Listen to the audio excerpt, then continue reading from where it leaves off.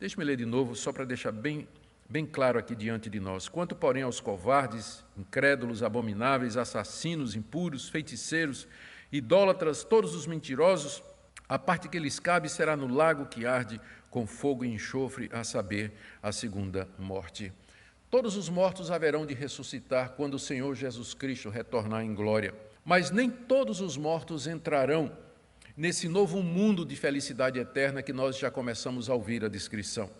João, aqui, nessa quinta parte da visão, ele escuta Deus se referir à segunda morte, que é explicada aqui como sendo o lago que arde com fogo e enxofre. Deus se refere a essa segunda morte como sendo um lago de enxofre que está ardendo em chamas, ou seja, que nunca se apaga.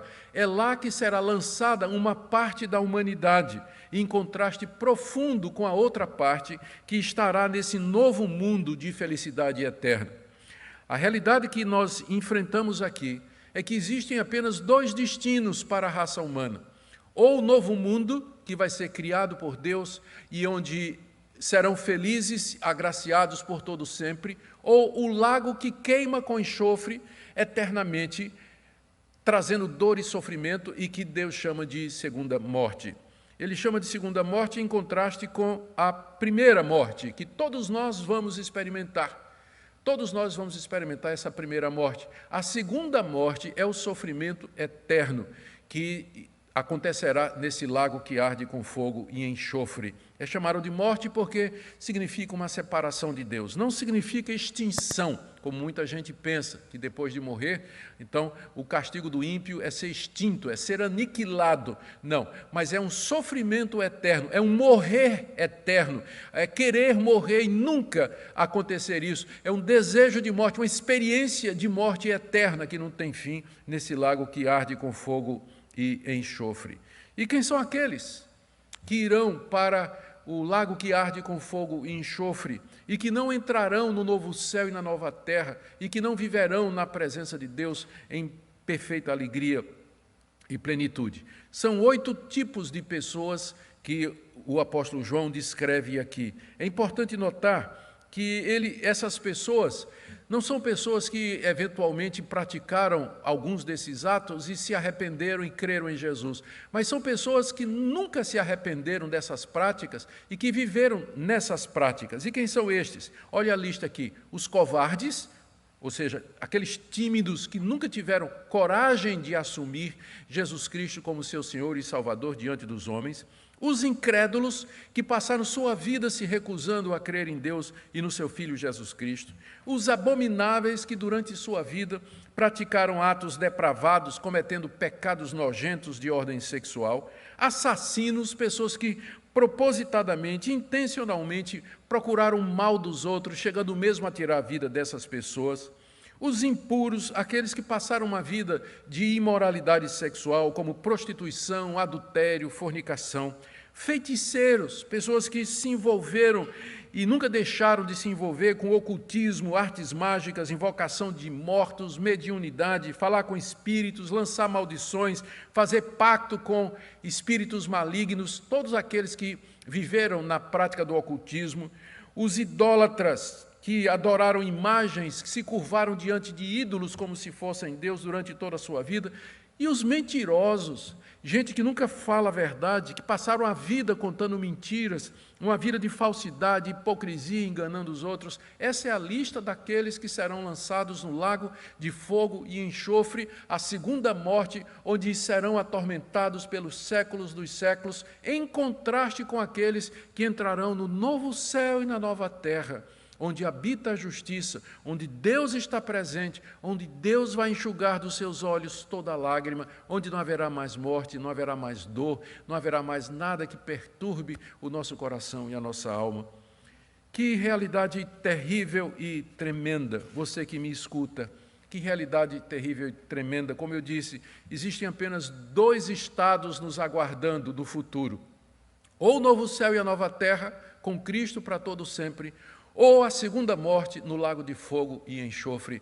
O que vai fazer a diferença de um para o outro é o arrependimento dos seus pecados, a fé em Jesus Cristo e beber de graça da água da vida que Deus nos oferece através do Evangelho. Eu tentei resumir aqui para fechar a nossa exposição. Primeiro, que Deus haverá de restaurar completamente esse mundo que nós conhecemos. Segundo, que esse novo mundo que Deus haverá de fazer, ele será superior à criação original, será superior ao Jardim do Éden. Terceiro, que nesse novo mundo não haverá mais a possibilidade de entrada no pecado. Às vezes as pessoas pensam que essa restauração que Deus vai fazer é um retorno ao estado original em que Deus havia criado todas as coisas. Não, na verdade, é um estado superior, porque quando Deus criou todas as coisas, lá no livro de Gênesis, que Ele criou o mundo, criou o homem e o colocou no jardim, havia a possibilidade do pecado. E toda a história que se desenrola a partir dali é para eliminar essa possibilidade numa nova criação. E essa nova criação, é nesse sentido que essa nova criação ela vai ser superior à primeira, não somente em glória, em brilho, e nós estaremos numa situação superior à de Adão e Eva antes do pecado, porque Adão e Eva, a vontade deles era mutável, eles poderiam escolher praticar o mal, mas no novo céu e na nova terra, essa questão já terá sido resolvida. O Senhor Jesus já venceu o pecado e não há mais possibilidade de pecado entrar, não haverá mais maldição, não existe a chance do diabo entrar, ele está no lago de fogo e enxofre, não há chance de o mal entrar nessa nova criação. Significa que o pecado e as consequências dele foram finalmente eliminados da criação para nunca mais voltar pela obra completa de Cristo. Significa que os crentes viverão nesse novo mundo com seus corpos ressurretos, imortais e incorruptíveis. Significa que a felicidade eterna que nos aguarda consistirá na nossa comunhão com Deus e com o Senhor Jesus Cristo, e que assim Deus haverá de cumprir plenamente o plano que Ele estabeleceu antes da fundação do mundo.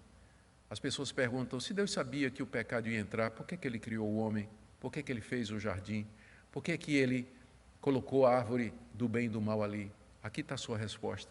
Para que Ele pudesse chegar finalmente a esse aqui, a um novo céu, uma nova terra, uma nova humanidade redimida, onde não há mais possibilidade do pecado entrar. E tudo isso mediante a obra perfeita do Senhor e Salvador Jesus Cristo. Deus ainda nos convida pelo Evangelho a beber da água da vida e fazermos parte do seu povo.